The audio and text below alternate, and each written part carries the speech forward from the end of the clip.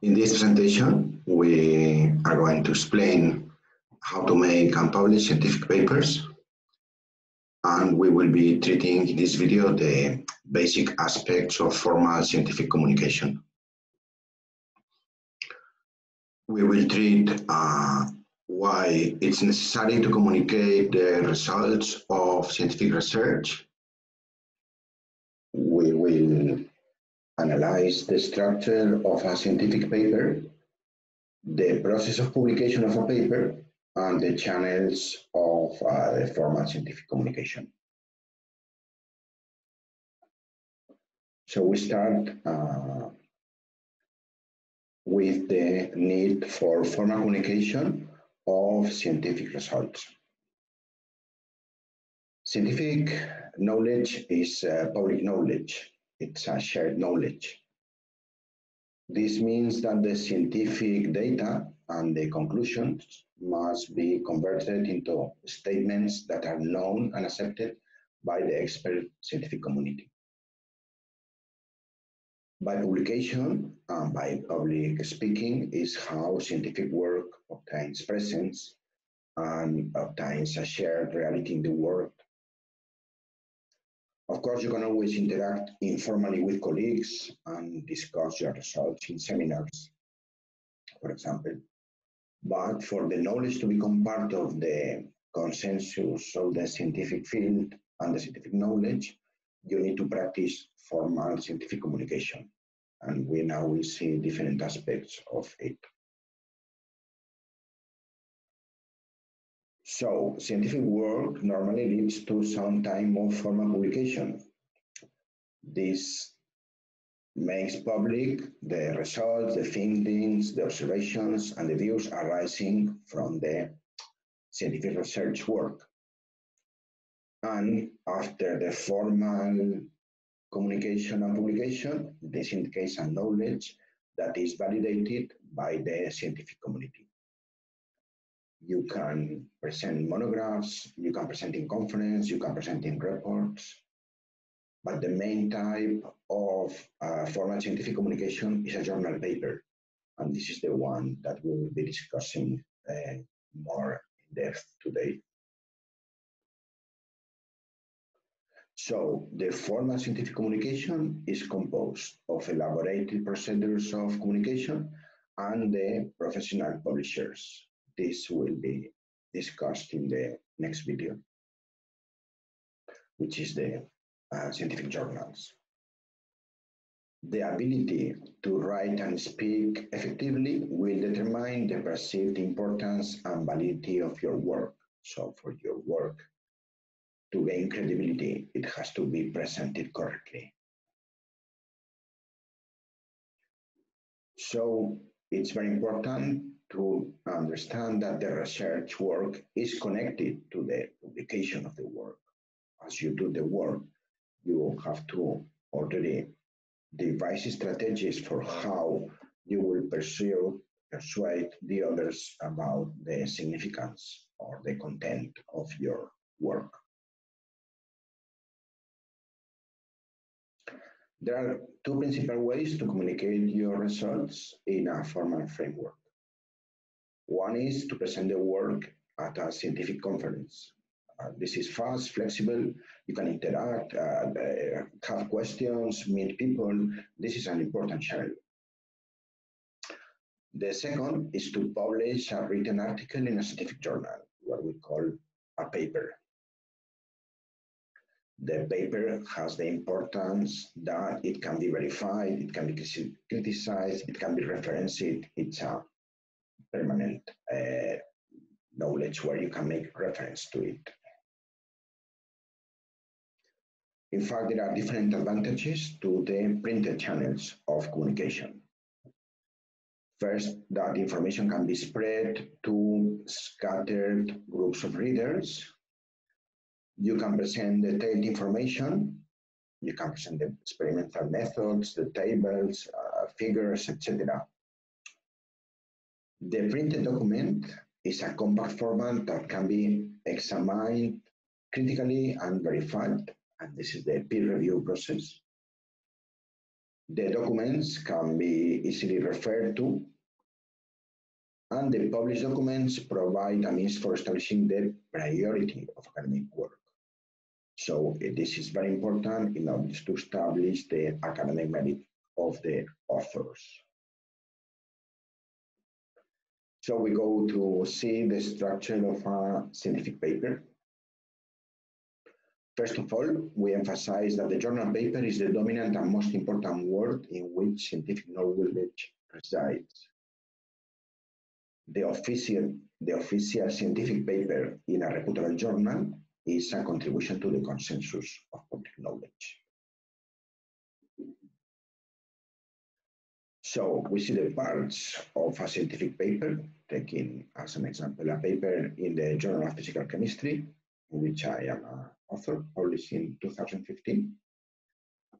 So we have the title, which is a very important part of the paper in order to rapidly inform the content and attract readers to your paper, and the list of authors, which is the people that has contributed significantly to this paper. Then it has an introduction. It sets the content and the significance of the topic, the general area, why this is important. And then we have some elements that connect the paper to the general body of scientific literature.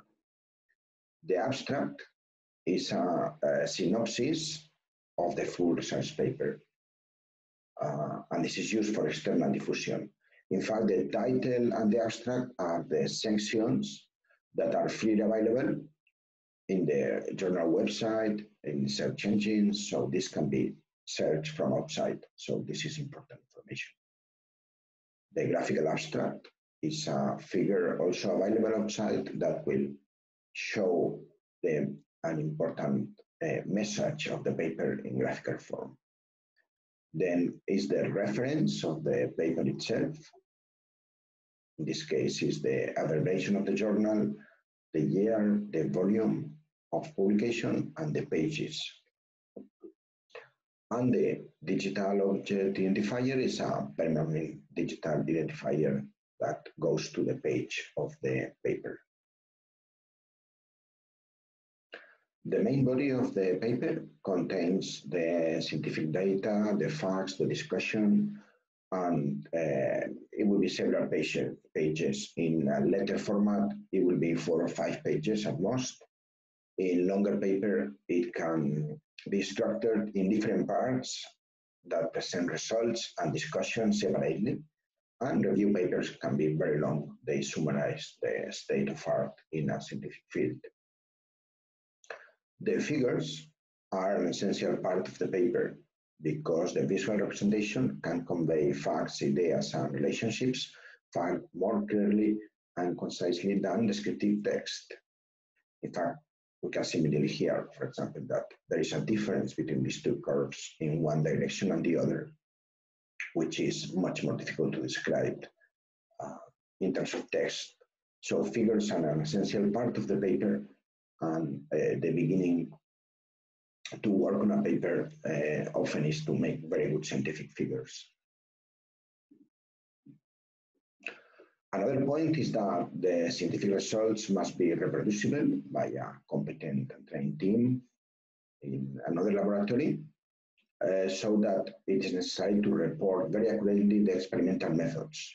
And this has a separate section, which is the experimental section or experimental methods, where you give all the technical details that have been used in the work that you report. Then there is a list of references that indicates the cited sources. These are the previous papers, one by one, that treated the topic or in which your work is based. So here you have to cite everything that is relevant to this work. This is mandatory. And in fact, the number of citations that a paper gets after a few years is taken as a measure of the significance of the paper. When we find a paper in the journal page, it has this aspect. We have, first of all, the DOI in the paper digital address, the title, the authors, the citation of the paper. Here you can have access to the paper if you are a subscriber of the journal. Then the number of views, the citation, in this case it was 280, the abstract and the graphical abstract, and also additional information in terms of supporting information. Let us see the process of publication of a paper. So in the practical process of publications, there are 4 steps. The first is the submission of articles to journals. The second is the peer review system that consists of reviewers that make an anonymous critique of your manuscript. The third are the procedures used in the journal to take a decision whether to publish the paper. And the fourth is the diffusion of papers. So we now see the editorial process. First of all, the team with one particular person, the corresponding author, submit the manuscript to a scientific journal, and then it's managed by an editorial team. This process will be explained in detail in the second video of this series. The main responsible for the editorial process is an editor that takes care of the peer review process of the paper. Peer review is the evaluation of work by people with relevant expertise and interest, other scientists that understand the work. It has to determine manuscript relevance and suitability for publication, while maintaining some integrity standards, like they cannot disclose what they are seeing in the review process. The referees or reviewers make an anonymous critique of your paper, giving reasons and points for improvement, and this goes to the editor, and the editor takes a decision whether to accept or reject your paper. So here are the steps of publication of a scientific paper. The author team prepares a manuscript. This is submitted to a journal. Then it goes to an editor, and the editor designs the peer review process by sending to reviewers and getting the reports. This can go to the author and again to the reviewers. You can present your replies to reviewers, and there's an exchange. If this is not satisfactory, then the paper is rejected. It goes back to the authors, and they can, for example, submit to another journal. If this is accepted, the paper becomes a scientific paper, and then it has a process of diffusion, and with time it will have an impact, which is controlled by the number of citations. In summary, we have that research work must be strongly connected to the need to communicate the results in order to turn these outcomes of the scientific work into scientific knowledge. This can be done in conference. By speaking in a conference, you go into public knowledge, and this is communicated to the world. But the more permanent way to publish the scientific work is in a scientific paper that is peer-reviewed. Then you can have the priority. Your paper will have an impact, hopefully, and then you will get credibility and influence in the scientific work. That is another way to communicate is the patent, but this is proprietary knowledge for production industry. It's a little bit different. Finally, I want to say that you have to, if you're a competent scientist, you have to enjoy the scientific publication because this writing and speaking intelligibly are required forms of professional competence. You have to do it at some point. This is part of being a scientist. As a writer of papers, you are taking words, images, and data, ideas, and then you create something compact out of them that will be seen by the others. So this is a very fascinating process in which you not only report data and conclusions, you also tell a story in which you have to persuade a particular kind of audience of the significance of the conclusions. So this process we will see in another video. So I thank you for your attention. You can see the next presentation of this series in the nanoGe organization page.